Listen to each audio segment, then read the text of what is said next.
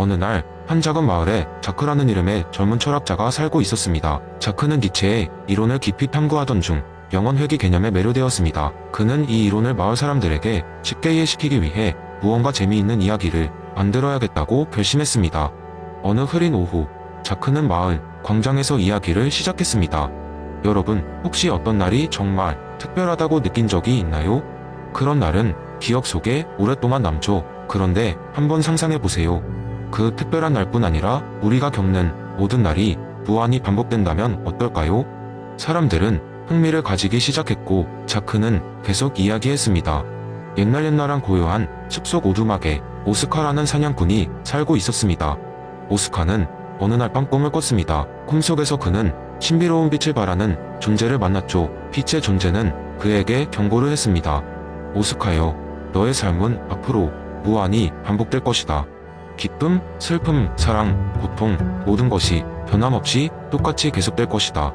놀란 오스카는 꿈에서 깨어났고 그 꿈은 머릿속에서 떠나지 않았습니다.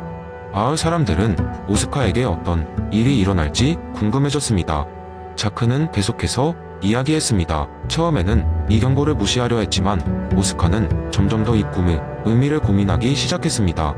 내가 경험한 모든 것이 정말 무한히 반복될까? 만약 그렇다면 나는 과연 지금의 삶이 만족스러울까? 그는 스스로에게 여러 질문을 던졌습니다. 그러던 어느 날 오스카는 큰 깨달음을 얻게 됩니다. 그 순간을 기점으로 오스카는 변하기 시작했습니다. 작은 일에도 감사를 느끼고 그가 원하지 않는 일을 과감히 멀리했습니다. 친구와 가족에게 더 많은 시간을 할애하고 평소에는 생각하지 않았던 모험에도 뛰어들기 시작했죠. 매 순간이 영원히 반복될 수 있다면 그 순간들을 후회 없이 살아가야 한다고 결심한 것입니다.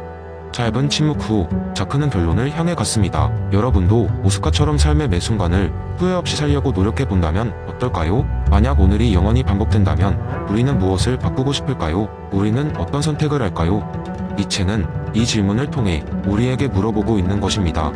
만일 우리가 지금의 삶을 반복해서 살고 싶지 않다면 그 삶에는 무엇인가 변할 필요가 있다는 메시지를 전달합니다. 이 이야기를 들은 마을 사람들은 각자 자신들의 삶을 돌아보며 생각에 잠겼습니다. 자크는 그들의 얼굴에서 무언가가 변화하고 있음을 느꼈습니다. 그날 이후 사람들은 작은 일에도 더 많은 가치를 두기 시작했고 자신의 삶에서 중요한 것이 무엇인지 다시금 고민하게 되었습니다. 자크의 이야기 덕분에 영원히 반복될지 모르는 삶을 더 소중하게 여기는 마을이 되어갔습니다. 두 번째 이야기, 오래전 멀고 먼 우주에 있는 루스토피아라는 행성에서 있었던 일입니다. 이 행성의 주민들은 지혜롭고 공정함을 중시하는 독특한 문화를 가지고 있었습니다. 이들은 핵심 원칙인 정의론을 바탕으로 한 사회를 만든 것으로 유명했습니다. 그 중심에는 원초적 입장과 무지의 베일이라는 롤스의 개념이 있었습니다. 이제 이 행성에서 있었던 가장 유명한 이야기를 들려드리겠습니다. 어느 날 롤스토피아의 모든 주민들은 큰 회의에 소집되었습니다. 최근 몇 년간 사회가 발전하면서 새로운 문제들이 생겨났기 때문입니다. 일부는 너무나 부유해졌고 일부는 매우 가난한 상태로 남아 있었습니다. 또한 새로운 기술의 발달로 인해 일자리와 교육 기회에 대한 불평등이 급증하였습니다. 엘더 라크소라는 현명한 지도자는 이 문제를 해결하기 위해 롤스토피아의 미래라는 이름의 큰 회의를 열었습니다. 엘더 라크소는 모든 주민들에게 말했다. 우리는 이제부터 모두 원초적 입장에 서서 새로운 사회계약을 정해야 합니다. 무지의 베일 뒤에서 우리 사회를 다시 설계해 볼 것입니다. 무지의 베일이 무엇인지 설명하며 라크소는 얼굴에 미소를 지었다. 모두 눈을 감아주세요. 이제 여러분은 자신의 위치, 성별, 나이, 인종, 등록 등 모든 개인적 정보를 모른다고 가정해보세요. 여러분은 이제 무지의 베일 뒤에 있습니다. 여러분은 지금부터 가장 공정한 사회를 만들기 위해 어떤 원칙을 선택할 것인지 생각해야 합니다. 주민들은 모두 눈을 감고 깊은 생각에 잠겼습니다. 무지의 베일 뒤에서 그들은 자신이었던 입장에 있게 될지 모르므로 모든 사람에게 공정한 사회를 원하게 될 것이라고 생각했습니다. 긴 토론과 깊은 숙고 끝에 주민들은 두 가지 원칙을 선택하게 되었습니다. 첫째, 평등한 자유의 원칙이었습니다. 모든 주민들은 기본적인 자유와 권리를 평등하게 누릴 수 있어야 했습니다. 이는 모든 이들이 자유롭게 생각하고, 말하고, 신앙하고, 행동할 수 있는 권리를 보장하는 것이었습니다. 둘째, 차등의 원칙이었습니다. 이 원칙은 사회적 경제적 불평등이 존재하더라도 그러한 불평등이 가장 불리한 위치에 있는 사람들에게 가장 큰 혜택을 줄 때에만 정당화될 수 있음을 의미했습니다. 이를 통해 기회 평등을 보장하려 했습니다. 엘더 라크소는 모두의 의견을 듣고 나서 우리는 이제 공정한 사회를 위해 큰 걸음을 내디딘 것입니다. 이 원칙들을 바탕으로 새로운 정책을 마련하고 우리 사회를 더욱 정의롭게 만듭시다. 라고 선언했습니다. 롤스토피아의 주민들은 화합하여 새로운 정책을 세우기 시작했습니다. 교육 기회를 모든 사람에게 동등하게 제공하기 위해 모든 학교의 질을 높이고 경제적 약자를 돕기 위한 다양한 지원 방안을 마련했습니다. 기업들에게는 불리한 위치에 있는 사람들을 우대하는 고용 정책을 권장하였고 이를 통해 사회적, 경제적 격차를 줄이려 노력했습니다. 결국 롤스토피아는 점점 더 공정하고 정의로운 사회로 변모했습니다. 사람들은 이 이야기를 후손들에게 전하며 정의와 공정함의 중요성을 다시금 되새겼습니다. 원초적 입장과 무지의 배일이라는 개념은 모든 세대가 배우고 실천해야 할 지침이 되었습니다. 이것이 롤스토피아에서 무지의 배일 뒤에서 이룬 정의로운 사회 건설의 이야기입니다. 우리의 사회에서도 이러한 원칙을 적용하려는 노력이 계속되길 바라며 여러분 모두가 공정성을 생각하는 계기가 되길 바랍니다. 세 번째 이야기한 여름날 서울의 한 대학 강의실에서 일어난 일입니다. 마이클 샌델의 연고주의 이론을 바탕으로 한 흥미로운 썰을 소개합니다.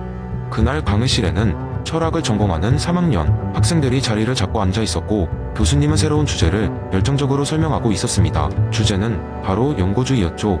교수님은 샌델의 이론을 설명하며 학생들에게도 현실 세계에서 연고주의의 중요성을 깨닫게 하고자 깊은 이야기를 시작했습니다. 교수님은 학생들에게 한 가지 예시를 들어 설명했습니다. 여러분, 우리나라에서는 연이라는 단어가 얼마나 중요한지 모두 알고 있겠죠? 연고주의는 단순히 철학적 개념이 아니라 우리 일상에서도 중요한데요. 그 예로 회식 문화를 한번 생각해 봅시다. 학생들은 회식에 대해 뭔가 새로운 걸 배우기 위해 집중했습니다. 여러분이 회사에 들어갔을 때 성과도 중요하지만 회식에서도 중요한 부분들이 많습니다. 단지 술을 마시고 노는 시간일까요? 아니죠. 그곳에서는 상사와 직장 동료들과의 관계가 형성되고 서로의 연고가 다져지는 자리입니다. 그러자 학생이 손을 들며 물었습니다. 교수님, 그런데 회식에 가지 않는다면 어떻게 되나요? 꼭 회식에 가야만 하나요? 교수님은 미소를 띠며 답했습니다. 매우 좋은 질문이군요. 꼭 가야만 하는 것은 아닙니다. 하지만 회식은 단순히 개개인이 즐거움을 찾는 자리가 아니라 연고를 강화하고 공동체 속에서 자신의 위치를 확인하는 자리입니다. 가끔씩 바쁘더라도 시간을 내어 참여하는 것이 좋겠지요. 이는 샌델이 언급한 개인의 정체성과 가치가 공동체 연고 속에서 형성된다는 이론과 일맥상통합니다. 또 한 학생이 호기심에 찬 눈으로 물었습니다. 교수님, 그러면 연고주의와 관련해서 실제 사회 정책은 어떻게 구성되어야 할까요?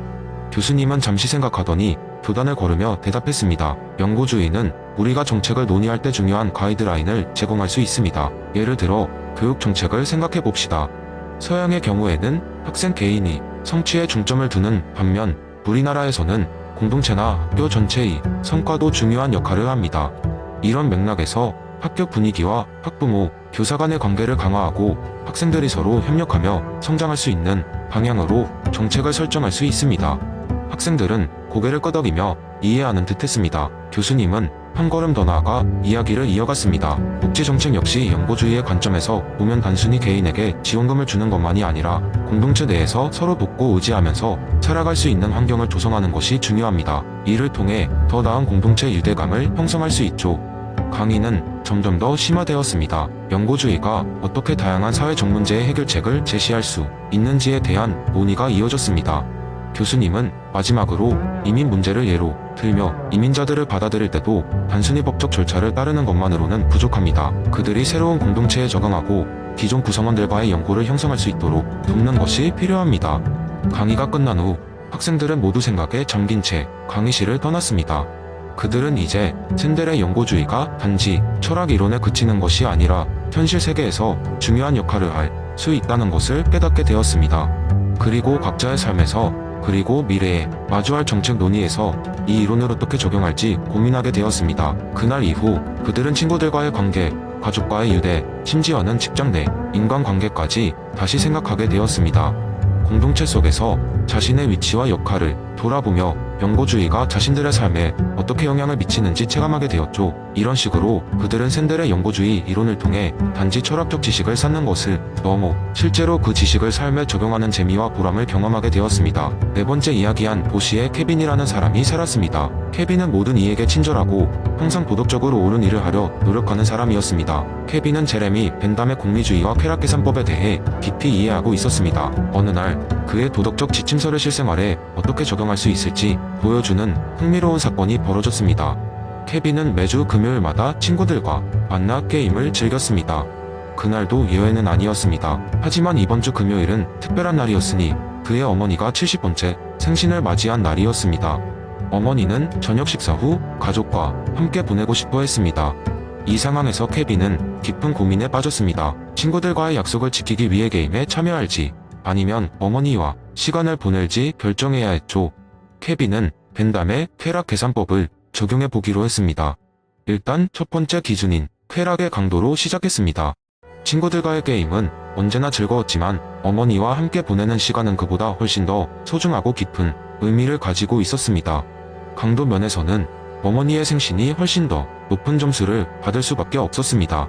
두 번째 기준인 쾌락이 지속성에 대해서도 생각해 봤습니다. 친구들과의 게임은 몇 시간 동안 즐기면 끝나지만 어머니와의 소중한 기억은 오래도록 지속될 것입니다. 그리고 어머니는 나이가 많으셔서 이런 특별한 순간이 더 많지 않을 수도 있다는 생각이 들었습니다. 확실성도 중요한 요소였습니다. 친구들과의 게임이 즐거울 가능성은 높지만 예상치 못한 변수들이 없을 수는 없을 것입니다. 반면 어머니와 보내는 시간은 즐거움이 거의 확실했죠. 어머니는 가족과의 시간이 기다려진다고 계속 얘기하셨으니까요. 근접성도 고려해야 했습니다. 친구들과의 게임은 즉각적인 즐거움을 제공할 것이 분명했습니다. 하지만 어머니와 함께하는 시간은 그 순간만 즐거운 것이 아니라 시간이 지나도 마음 속에 따뜻하게 남을 것이었습니다. 풍요성을 살펴보면 친구들과의 게임은 추가적인 즐거움을 만들기보다는 다른 게임을 하고 싶은 욕구를 더 강하게 만들 것입니다. 반면 어머니와의 시간은 그 자체로 다양한 좋은 기억들을 낳을 것이므로 쾌락의 풍요성 면에서도 어머니와의 시간이 더 우세했습니다. 순수성 측면에서도 어머니와의 시간이 더 우월했습니다. 친구들과의 게임은 가끔 경쟁 때문에 생기는 스트레스를 동반할 수 있지만 어머니와의 시간은 순수한 기쁨과 사랑으로 가득할 것입니다. 마지막으로 범위를 살펴보았습니다. 어머니와의 시간을 선택하면 단순히 어머니뿐만 아니라 가족 전체가 행복해질 것입니다. 반면 친구들과의 게임은 우리 그룹만 즐거울 뿐입니다. 케빈은 이 모든 요소들을 계산해 본 결과 어머니의 생신을 함께 보내는 것이 훨씬 더 많은 쾌락을 창출하고 고통을 최소화할 것이라는 결론을 내렸습니다. 그는 친구들에게 솔직하게 상황을 이야기하고 어머니와의 시간을 보내기로 했습니다. 결국 그날 저녁 케빈은 어머니와 가족과 함께 따뜻한 시간을 보냈습니다. 어머니는 매우 기뻐하셨고 케빈도 그 순간이 얼마나 소중한지 새삼 깨달았습니다. 그리고 놀랍게도 친구들은 케빈이 다음 주에 다시 게임에 참여할 수 있게 했습니다. 케빈은 벤담의 쾌락 계산법이 단순히 철학적 개념에 머무르는 것이 아니라 실제 생활에서도 큰 도움이 될 수 있음을 깨달았습니다. 이후 케빈은 중요한 결정을 내릴 때마다 벤담의 쾌락 계산법을 떠올리며 최대한 많은 사람들에게 최대의 행복을 제공하는 선택을 하려 노력했습니다. 그로 인해 케빈의 삶은 더욱 풍요롭고 의미 있게 변해갔습니다.